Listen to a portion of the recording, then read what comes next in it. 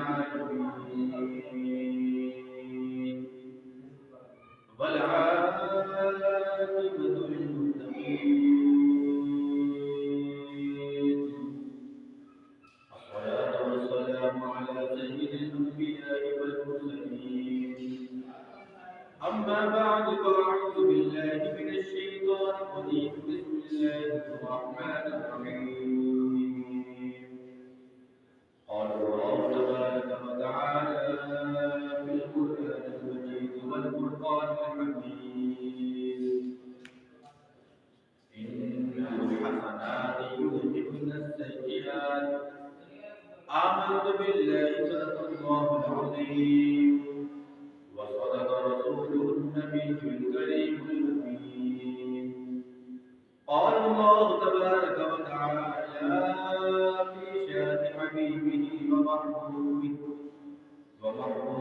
مؤمنا وآمرا إن الله وملائكته يصلون على النبي يا أيها الذين آمنوا صلوا عليه وسلموا تسليما بعض حضور کی بات الصلاة والسلام عليك يا سيدي يا رسول الله وعلى آلك وأصحابك يا سيدي يا حبيب الله الصلاة والسلام عليك يا سيدي يا رحمة العالمين وعلى آلك وأصحابك يا سيدي يا شفيع المؤمنين آمين.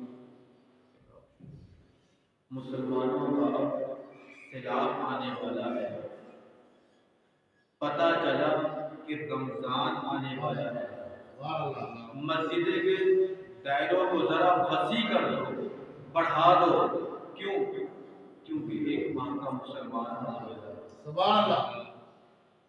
اللہ کی حمد و ثنا اور اس کے پیارے محبوب جناب حضرت محمد مصطفیٰ صلی اللہ تعالی علیہ وآلہ وسلم کی پاک عظیم بارگاہ میں درود پاک ادا کرنے کے بعد میرے نبی کی غلاموں, یہ موسم جو ٹھنڈ ہو چکا ہے, سرد ہو چکا ہے, کیا مطلب اس کا؟ کیوں ٹھنڈے موسم کا کیا مطلب ہے کہ رمضان سے پہلے موسم جو یہ ٹھنڈا ہو رہا ہے,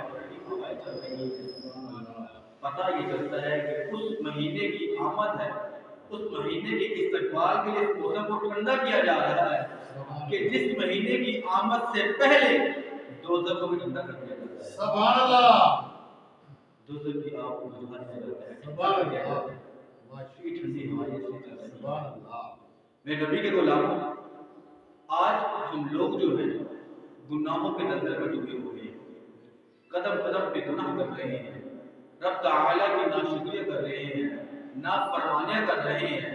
اب جو مہینہ ہمارے پر سایہ فخر ہونے والا ہے, تو اس مہینے کی آمد سے پہلے جو بھی ہم گناہ کرتے تھے, جو بھی ناشکریہ کی ہیں, جو بھی نافرمانیاں کی ہیں, اپنے آپ کو ان گناہوں سے پاک کرنا ہے. گناہ کی بے شمار اقسام ملتا ہے کہ 700 گناہ اقسام, اس سے بھی زیادہ اقسام. اور گناہ کی دو قسم ہوتی ہیں, بڑے آسان لفظ, بڑے آسان لفظ. ایک ہوتا ہے گناہ صغیرہ اور ایک ہوتا ہے گناہ کبیرہ. یہ دو گناہ ہوتے ہیں. صغیرہ گناہ جو ہمارے چھوٹے چھوٹے گناہ, اور کبیرہ گناہ جو بڑے بڑے گناہ, یہ دو گناہ ہوتے ہیں. اب گناہ صغیرہ جو ہے یہ کیسے معاف ہوتے ہیں؟ مثال کے طور پر ہم کوئی بھی نیکی کریں گے, کوئی بھی اچھا عمل کریں گے, کوئی بھی اچھا کام کریں گے, اس کے بدلے میں رب قدیر ہمارے گناہ صغیرہ کو معاف کرتا ہے. سبحان اللہ. جیسے راستے میں کوئی پتھر پڑا ہوا ہے, کسی کے لیے تکلیف کا باعث ہے, اگر اس کو اٹھا کر ہم سائڈ پہ رکھ دیں گے, سائڈ میں کر دیں گے, تو اس کے بدلے میں رب قدیر ہمارے گناہ صغیرہ کو معاف کرتا ہے. سبحان اللہ. وضو کرتے ہیں, وضو کرنے سے ہمارے جسم کی گناہ معاف ہو جاتے ہیں. سبحان اللہ. ناک پہ پانی ڈالا, ناک کے گناہ معاف. سبحان اللہ. چہرہ دھولا, چہرے کی گناہ معاف. ہاتھ دھوئے, ہاتھ کی گناہ معاف. پاؤں دھوئے, پاؤں کے گناہ معاف ہو جاتے ہیں. جماعت کے لیے آتے ہیں، جماعت کے لیے آتے ہیں، جماعت کا انتظار کر رہے ہیں، صغیرہ گناہ معاف۔ سبحان اللہ، ایک جماعت سے دوسری جماعت کا انتظار کر رہے ہیں، صغیرہ گناہ معاف۔ سبحان اللہ، کوئی نیکی کی، صغیرہ گناہ معاف۔ سبحان اللہ، کسی کی امداد کی، صغیرہ گناہ معاف۔ احسان کیا، صغیرہ گناہ معاف۔ تو ہمارے کوئی بھی نیک عمل، کوئی بھی نیک کام ہو گئے، اس کے بدلے میں رب کریم ہمارے گناہ صغیرہ کو معاف فرمائے۔ سبحان اللہ، اس کے دلیل قرآن کی ہے، سبحان اللہ، جو میں نے خطبہ کے اندر قرآن پاک کے تعلق فرمائی ہے، اس کے اندر خالق کائنات مالک دو جہاں شاہ فرماتا ہے ان الحسنات یذہبن السیئات، کہ بے شک نیکیاں جو ہوتی ہیں، بے شک اچھے اعمال، اچھے کام جو ہوتے ہیں، یذہبن السیئات، وہ گناہوں کو دور کر دیتے ہیں۔ سبحان اللہ، اب پتہ ہمیں یہ چلا کہ ہمارے جو بھی گناہ صغیرہ ہیں، جو بھی چھوٹے چھوٹے گناہ ہیں، وہ تو رب قدیر ہمارے کسی بھی نیک عمل سے، نیک کام سے معاف فرما رہا ہے، لیکن جو گناہ کبیرہ ہے، جو بڑے بڑے گناہ ہیں، وہ کیسے معاف ہونے؟ وہ کیسے معاف ہونے؟ اس کے بارے میں فرمایا گیا ہے کہ جب تک بندہ رب کی بارگاہ میں پکی سچی توبہ نہیں کرے گا، جب تک رب کی بارگاہ میں جھکے گا نہیں، جب تک اپنی آنکھوں سے آنسو نہیں بہائے گا، تب تک رب کریم گناہوں کو معاف نہیں فرمائے گا۔ یہ گناہ کبیرہ ہے۔ اب جھوٹ یہ ایک ایسا گناہ ہے کہ جو ہر گھر میں بولا جاتا ہے۔ بچے والدین سے جھوٹ بول رہے ہوتے ہیں، والدین بچے سے جھوٹ بول رہے ہوتے ہیں، کوئی بندہ کہیں پہ ملازمت کر رہا ہوتا ہے، جو کر رہا ہوتا ہے، وہ سے جھوٹ بول رہا ہوتا ہے، ہر طریقے سے جھوٹ بولا جا رہا ہوتا ہے، اور اس کو ایک معمولی سا گناہ سمجھ رہے ہوتے ہیں۔ یہ کوئی معمولی گناہ نہیں ہے، بلکہ گناہ کبیرہ ہے، بڑا گناہ ہے، اور اس گناہ کے بارے میں رب قدیر نے اپنی لائق کتاب کے اندر مذمت فرمائی ہے۔ رب قدیر نے کیا فرمایا؟ الا لعنۃ اللہ علی الکاذبین، خبردار ہو جاؤ، جو بندہ بھی جھوٹ بولتا ہے اس کے اوپر خدا کی لعنت ہے، خدا کی لعنت۔ رب قدیر لعنت ہمارا بندے کے اوپر، اور ہم بڑے عام سے جھوٹ بول رہے ہوتے ہیں، یہ گناہ کبیرہ کر رہے ہوتے ہیں۔ تو میرے بھائی، اس گناہ سے بچنا ہے تو رب کی بارگاہ میں توبہ کرنی ہے، رب کی بارگاہ میں پکی سچی توبہ کرنی ہے، استجا کرنی ہے۔ بولا انسان ہے، خطا کا پتلے ہیں، غلطیاں ہو جاتی ہیں، لیکن رب نے توبہ کی توفیق دی ہے، جھکنے کی توفیق دی ہے۔ گناہ ہو گیا، غلطی ہو گئی، نافرمانی ہو گئی، جھوٹ بول دیا، رب کی بارگاہ میں آؤ، جھکو، توبہ استغفار کرو، معافی مانگو، رب کریم تمہیں معاف فرمائے۔ سبحان اللہ، تو یہ جھوٹ کو ایک معمولی سے گناہ سمجھتے لوگ کر رہے ہوتے ہیں، جبکہ یہ گناہ کبیرہ ہے۔ ایک اور گناہ ہو رہا ہوتا ہے، وعدہ خلافی۔ کوئی بھی کام کرنا ہوتا ہے، یار میرا وعدہ ہے، یار میں یہ کر دوں گا کام، نعرہ گیر انشاءاللہ، ہاں جی، کوئی بھی کام کرو، انشاءاللہ میں حاضر ہوں، انشاءاللہ۔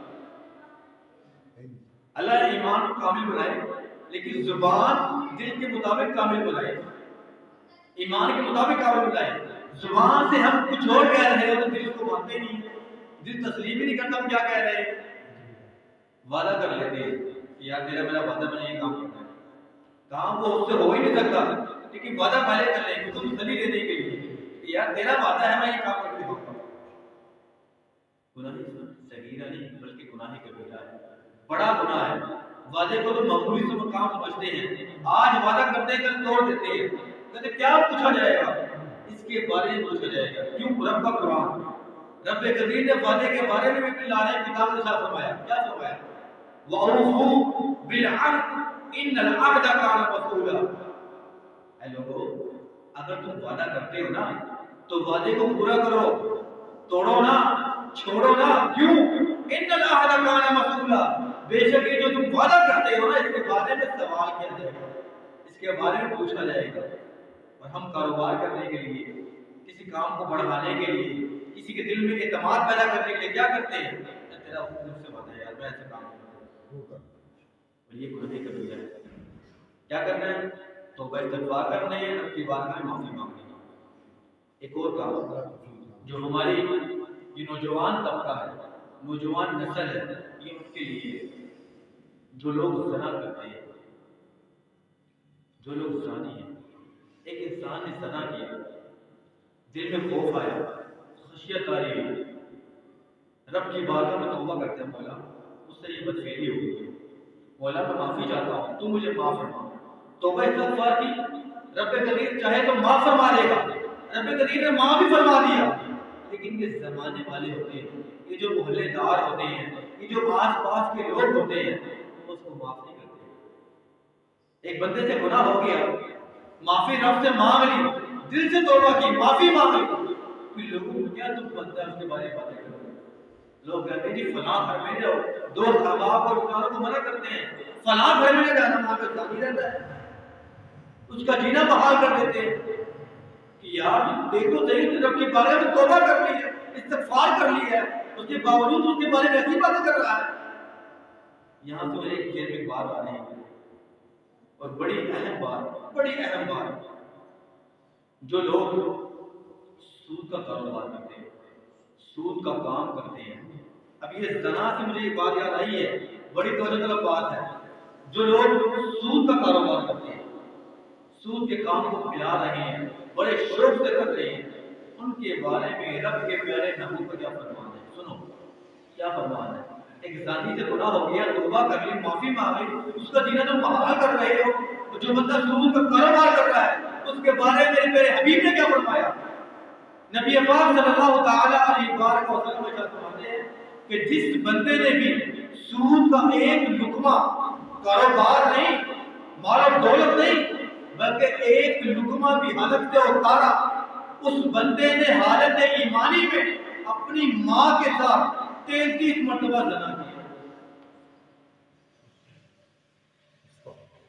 33 مرتبہ صرف ایک لقمہ کھانے کا یہ انجام ہے، اور جس بندے نے سود کے کاروبار سے گھر بار بنائے ہوئے ہیں، مال و دولت پوری کی ہوئی ہے، اس کے بچے سود کے کاروبار سے پرورش پا رہے ہیں، اس کا انجام کیا ہوگا؟ ایک لقمے کے بارے میں حبیب نے فرما دی ہے کہ حالت ایمانی میں 33 مرتبہ زنا، اور جس بندے نے ویسی زنا کیا ہے اس کے بارے میں معافی مانگی، اس کو تو تم جینا محال کر دیتے ہو، اور جو بندہ سود کے کاروبار سرے عام کر رہا ہے اس کو تو کچھ کہتے نہیں ہو۔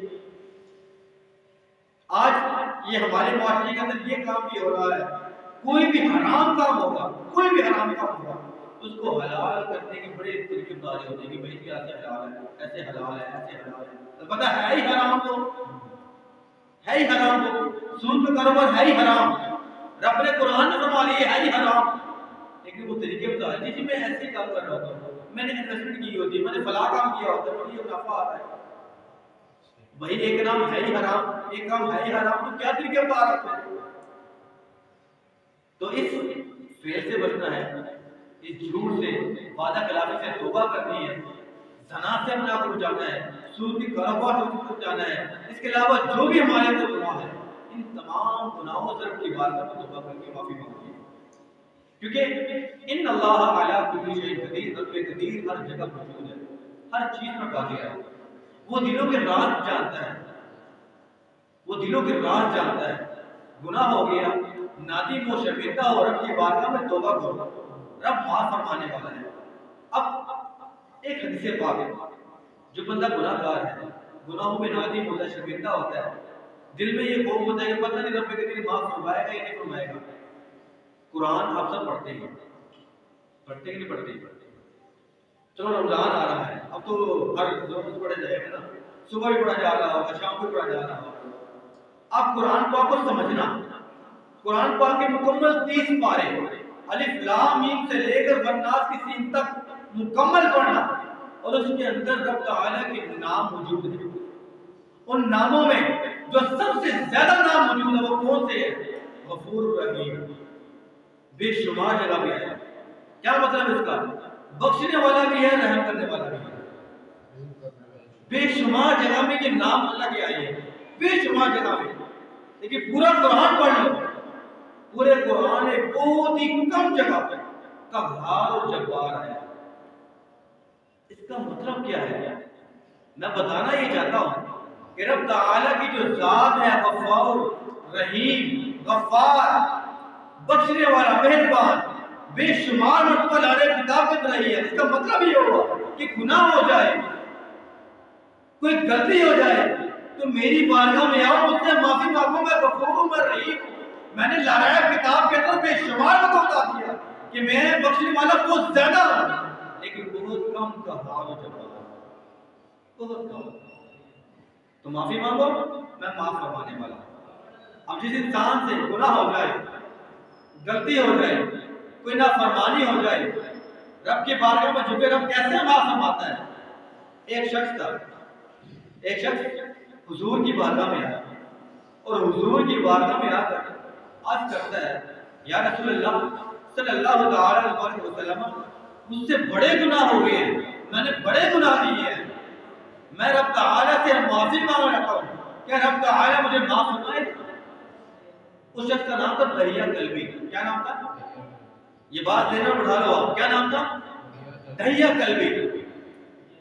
میرے حضور نے فرمایا، بتا تو صحیح، تو نے گناہ کیا کیا ہے؟ تو نے کون سی نافرمانی کی ہے؟ وہ شخص کہتا ہے کہ جب میں نے اسلام قبول نہیں کیا تھا نا، تو میرے گاؤں کے اندر، میرے محلے کے اندر جتنی بھی لڑکیاں پیدا ہوتی تھی، جتنی بھی بیٹیاں پیدا ہوتی تھی، ان کو میں زندہ درگور کر دیا کرتا تھا، ان کو میں قتل کر دیا کرتا تھا، ان کو میں دفنا دیا کرتا تھا۔ میں نے ایک نہیں، دو نہیں، تین نہیں، بلکہ 70 بیٹیوں کو درگور کیا، دفنا دیا۔ پھر ایک وقت ایسا بھی آیا، مجھے ایک کام کی ضرورت پڑی، میں کام کی گھر سے کہیں دور چلا گیا۔ 3-4 سال بعد جب میں واپس اپنے گھر آیا، میں نے دروازے میں دستک دی تو اندر سے ایک لڑکی کی آواز آئی۔ میں بڑا حیران ہوا کہ میرے گھر کے اندر ایک لڑکی کیسے آ گئی؟ دروازہ کھلتا ہے، ایک بچی آتی ہے، وہ بچی مجھے کہتی ہے، بابا جی آ گئے، بابا آ گئے، بابا آ گئے۔ کہتے ہیں میں بڑا حیران ہوا، حضور کو بتا رہے ہیں، میں بڑا حیران ہوا کہ میں نے اتنی بیٹی کو زندہ درگور کر دیا، قتل کر دیا، میرے گھر میں یہ لڑکی کون ہے جو مجھے بابا کہہ رہی ہے؟ میں اپنی زوجہ کی بات کی اور جا کے پوچھتا ہوں، بتا تو صحیح یہ لڑکی کون ہے اور ہمارے گھر میں کیا کر رہی ہے؟ اس کی زوجہ کہتی ہے کہ آپ گاؤں کے گھر سے باہر گئے تھے، میں پیڑ سے تھی، اللہ پاک نے مجھے بیٹی عطا فرمائی، بیٹی دی ہے۔ اب دہیا کلبی کو تیش آ گیا، غصہ آ گیا کہ یار لوگ زمانہ مجھے کیا کہیں گے کہ میں نے تمام کی بیٹی کو زندہ درگور کر دیا اور اسی کے گھر میں بیٹی پیدا ہو گئی ہے جو پرورش پا رہی ہے۔ غصہ آ گیا، بیٹی کو پکڑتے ہیں اور میدان کی طرف چل پڑتے ہیں، میدان کی طرف جا رہی ہے، چلتے چلتے گرمی کی شدت بے شمار ہے، بہت زیادہ ہے، دہیا کلبی میں پسینہ آتا ہے، بیٹی پر دوپٹہ کرتی ہے اور اپنے دوپٹے سے اپنے باپ کے پسینے کو صاف کرتی ہے۔ باپ کو ترس نہیں آتا، دہیا کلبی مانتے ہیں کہ مجھے ترس نہیں آیا، حضور کو بتا رہے ہیں کہ میرے ساتھ یہ معاملہ ہوا ہے، کہتے ہیں میری بیٹی نے میرے پسینے کو صاف کیا، مجھے ترس نہیں آیا، میں میدان میں لے گیا، کھڈا کھود رہا ہوں، گھڑا کھود رہا ہوں، مجھے پسینے آ رہے ہیں، میری بیٹی اپنے دوپٹے سے میرے پسینے کو صاف کر رہی ہے، مجھے ترس نہیں آیا، میں نے اپنی بیٹی کو گڈھے میں ڈال دیا، مجھے پھر بھی ترس نہیں آیا۔ میری بیٹی مجھے کہتی ہے، بابا کئی سالوں بعد آپ میرے پاس آئے ہیں، مجھے پتا ہے کہ آپ نے مجھے یہاں پہ دفن کر دینا ہے، دفنا دینا ہے، لیکن میری ایک خواہش ہے، مجھے پتا ہے کہ مجھے دفن ہو جانا ہے، لیکن مجھے دفنانے سے پہلے کچھ لمحے کے لیے مجھے آپ کا دیدار کرنے دو، مجھے دیکھنے دو، کئی سالوں بعد آپ آئے، میں نے آپ کو چہرہ نہیں دیکھا تھا، ایسا کرنا کہ جب مٹی ڈالنا شروع کروں نا تو میرے پیر میں ڈالنا تاکہ میں آپ کے چہرے کو دیکھ سکوں۔ دہیا کلبی فرماتی ہے، مجھے ترس نہیں آیا، مجھے رحم نہیں آیا، میں نے اپنے بیٹی کو مٹی ڈال کے کو دفنا دیا، دفن کر دیا۔ کچھ عرصے بعد میرے دل میں خوف پیدا ہوا، خشیت پیدا ہوئی، میں آپ کی بارگاہ میں آیا ہوں، میں معافی مانگ لیتا ہوں، کیا رب قدیر میرے ان گناہوں کو معاف فرما دے گا؟ اب کتنا بڑا گناہ کیا، 70 لڑکیوں کو زندہ درگور کر دیا، زندہ درگور کر دیا۔ ہم سے چھوٹا گناہ ہو جائے ہم کہتے ہیں کہ پتہ نہیں رب قدیر معاف فرمائے گا نہیں فرمائے گا، 70 لڑکیوں کو، 70 بیٹیوں کو زندہ درگور کر دیا، دل میں خوف پیدا ہو گیا، توبہ کی امید جاگی، حضور کی بارگاہ میں آئے، یا رسول اللہ معافی چاہتا ہوں، کیا رب قدیر مجھے معاف فرما دے گا؟ میرے حضور نے فرمایا، اے دہیا تیری توبہ مجھے سچی لگتی ہے، تیرے ندامہ کی جو آنسو مجھے سچے لگتے ہیں، رب کی بارگاہ میں تو جھک جا، رب قدیر سے تو معافی مانگ، رب قدیر سے توبہ کو قبول فرمائے گا۔ رب کی بارگاہ میں جھک گیا، توبہ استغفار کیا، رب قدیر نے ان کی توبہ کو ایسا قبول فرمایا اور وہ توبہ رب قدیر کو اتنی پسند آئی کہ اس کے بعد سنو توجہ کے ساتھ، اس کے بعد جب بھی جبریل امین جو فرشتوں کے سردار ہیں جب بھی وحی لے کے حضور کی بارگاہ میں آتے تھے تو دریا کلبی کی شکل میں آتے تھے، ان کی شکل میں آتے تھے۔ تو اس حدیث پاک سے ہم لوگوں کو معلوم کیا ہوتا ہے، کیا معلوم ہوتا ہے؟ کوئی بھی گناہ ہو جائے، کوئی بھی نادانی ہو جائے، کوئی بھی نافرمانی ہو جائے، رب کی رحمت کا دروازہ کھلا ہوا ہے، ہر اچھے کے لیے بھی ہر برے کے لیے بھی دروازہ کھلا ہوا ہے۔ رب کی بارگاہ میں رب سے معافی مانگو، جھوٹ سے توبہ کرو، غیبت سے توبہ کرو، ہر قسم کے گناہ سے توبہ کرو۔ کہ سود کا کاروبار کرتے ہیں تو سمجھاؤ بتلاؤ کہ میرے بھائی جس مزید طریقے سے اس کو جائز قرار دیتے جائز نہیں ہے، کیوں؟ رب نے فرما دیا یہ حرام ہے، رب نے فرما دیا۔ تو ان گناہوں سے اپنے آپ کو نکالنا ہے اور رب کی بارگاہ میں اپنے آپ کو جھکانا ہے۔ کیوں؟ رب بخشنے والا ہے، رب مہربان ہے، ان گناہوں سے توبہ کرنی ہے۔ اب یہ مبارک مہینہ ہمارے کو سایہ فغر ہونے والا ہے، کچھ دنوں کی بات ہے، یہ رحمتوں والا، برکتوں والا، مغفرتوں والا مہینہ ہمارے کو سایہ فغر ہونے والا ہے۔ اب اس مہینے کی مہمان نوازی کس طرح کرنی ہے، اس کا استقبال کس طرح کرنا ہے، کس طرح کرنا ہے؟ ہمارے گھر میں ہمیں فون آ جائے، ہمارے چاچا تایا نانا نانی دادا کسی کا بھی فون آ جائے، کسی کا بھی فون آ جائے کہ ہم نے کل تمہارے گھر میں آنا ہے، دعوت ہمارے گھر میں آ رہے ہیں، ہمیں پتہ لگے کل ہمارے گھر میں مہمانوں نے آنا ہے، تو ہم لوگ کیا کرتے ہیں؟ گھر کی صفائیاں کرتے ہیں، اچھی طرح صفائیاں کرتے ہیں، اچھے کپڑے پہنتے ہیں، اچھا کھانا بناتے ہیں۔ کیوں؟ مہمان آنے والا ہے، تو یہ بھی رب کا مہمان آنے والا ہے، اس کا استقبال کس طرح کرنا ہے؟ اس کا استقبال اس طرح کرنا ہے، گھروں کو تو صاف کرنا ہی کرنا ہے، اس سے پہلے اپنے دلوں کو صاف کرنا ہے، اپنے دلوں کو گناہوں سے پاک کرنا ہے۔ ہمارے دل جو ہے گناہ کر کے سیاہ ہو چکے ہیں، یہ کیسے دھلنے ہیں، کیسے پاک ہونے ہیں؟ ندامت کے آنسو سے رب کی بارگاہ میں جھکو، آنکھوں سے آنسو لے کر آؤ، اس آنسو کے بدلے سے رب کرے تمہارے دلوں کو صاف کرنا، دلوں کو صاف کرنا سے استقبال کے لیے۔ اب ہم تو اس کا استقبال کرتے ہیں، صحابہ کرام جب یہ مہینہ آنے والا ہوتا ہے، اس مہینے کی آمد ہوتی ہے، تو صحابہ کرام اس مہینے کا استقبال کیسے کرتے ہیں؟ صحابہ کرام بیٹھے ہوئے ہیں، میرے حضور آتے ہیں، میرے حضور فرماتے ہیں اے صحابہ کرام تم کس چیز کا استقبال کر رہے ہو؟ کون سی چیز تمہارا استقبال کر رہی ہے؟ تم کس لیے یہاں پہ بیٹھے ہو؟ پھر ساتھ ہی حضور فرماتے ہیں سبحان اللہ سبحان اللہ سبحان اللہ۔ صحابہ کرام حضور کی بارگاہ میں عرض کرتے ہیں یا رسول اللہ کیا بات ہے، کیا اللہ کی طرف سے کوئی وحی آئی ہے جو ہم سبحان اللہ کہہ رہے ہیں، یا کوئی دشمن آنے والا ہے ہم اسے جنگ لڑ کر فتح حاصل کرنے والے ہیں جو آپ سبحان اللہ کہہ رہے ہیں، جو ہم سبحان اللہ کہہ رہے ہیں؟ میرے حضور فرماتے ہیں اے صحابہ نہ کوئی دشمن آنے والا ہے، نہ کوئی وحی آئی ہے، بلکہ ایک ایسا مہینہ آنے والا ہے، ایک ایسا رحمت والا برکت والا مہینہ آنے والا ہے، اس مہینے کی پہلے دن، ابھی مہینہ آیا نہیں، اس مہینے کا پہلا دن، اس پہلے دن کی یہ شان ہے۔ کیا شان ہے؟ میرے حضور فرماتے ہیں اس مہینے کے پہلے دن جتنے بھی انسان زندہ ہوتے ہیں اللہ کریم تمام انسانوں کی مغفرت فرما دیتا ہے۔ سبحان اللہ۔ پہلے دن اس مہینے کی یہ شان ہے، پہلے دن کہ جتنے بھی انسان ہیں رب کریم تمام انسانوں کی مغفرت فرما دیتا ہے۔ سبحان اللہ۔ پہلے دن کی یہ شان ہے تو پورے مہینے کی کیا شان ہے؟ سبحان اللہ۔ تو میرے بھائیوں یہ مہینہ سایہ فغر ہونے والا ہے۔ اب یہ نہ ہو کہ رمضان کی آمد میں ہماری مسجد میں رش لگ جائے، بے شمار لوگ آ جائیں، اور جیسے ہی رمضان چلا جائے تو مسجد ویران ہو جائے۔ مسجد کو ویران نہیں کرنا، مسجد کو آباد کرنا ہے، نماز پڑھنی ہے، رب کی بارگاہ میں جھکنا ہے تو پہلے سے پڑھو، عادت بناؤ، عادت بناؤ، دکھلاوا نہ کرو۔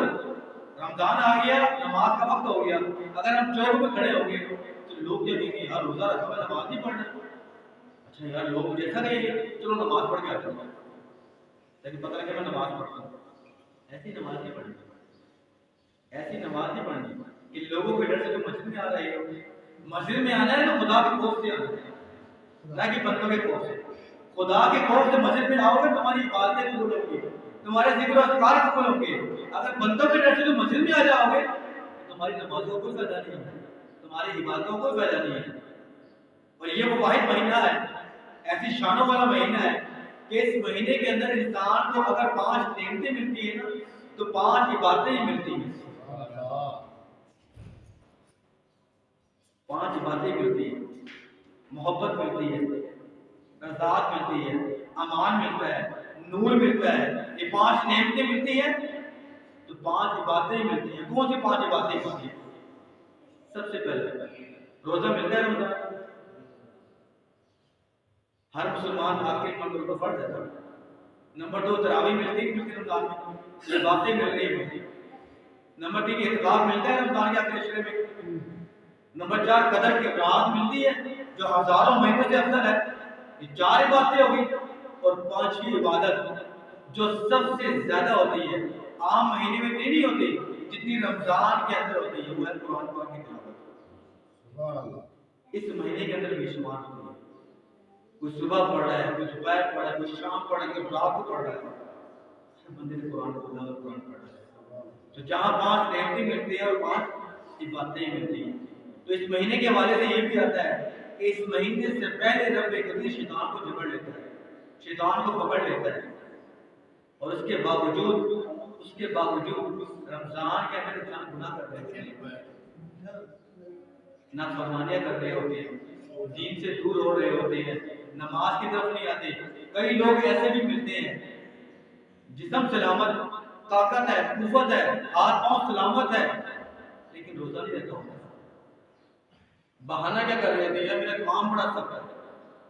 وہ صحابہ کرام جب یہ چھتیں موجود نہیں تھی, مساجد موجود نہیں تھی, اس کے باوجود روزہ رکھنے کے باوجود تجارت کرتے تھے, پیدل کی دور جا کر سفر کرتے تھے, لیکن روزے کو ترک نہیں کرتے تھے, روزے کو چھوڑتے تھے. کیا وجہ ہے؟ کیونکہ ان کا ایمان مضبوط تھا, ان کا ایمان کامل تھا. آج ہمارا ایمان مضبوط نہیں ہے, ہمارا ایمان کامل نہیں ہے. ایمان کو مضبوط بنانا ہے, کامل بنانا ہے. رمضان کے روزے کو تقوی اختیار کرو, دکھلاوا نہ کرو. پچھلے جمعے میں بتایا تھا کہ دکھلاوا شرک ہے, اس سے اپنے آپ کو بچانا ہے. دکھلاوے کے لیے کوئی کام نہیں کرنا, کوئی نیک عمل نہیں کرنا, کوئی عبادت نہیں کرنی. اگر عبادت کرنی ہے, کوئی نیک کام کرنا ہے تو رب کی رضا کرنا, اس کا ہمیں فائدہ ہوتا ہے. دعا ہماری زبان سے کہ اللہ کریم اس رمضان ماہ مقدس کی آمد سے پہلے ہم رب کی بارگاہ میں اپنے گناہوں پہ نادم ہیں, گناہوں سے توبہ کرتے ہیں, معافی مانگتے ہیں, اور ہماری عبادت اور عزت کے اندر کوئی دکھلاوا نہ ہو. مولا ہم جو بھی عبادت کریں, جو بھی ذکر و اذکار کریں, مولا تیری رضا کے لیے, صرف تیری رضا کے لیے, دنیا کے لیے نہیں بلکہ مولا تیری رضا کے لیے.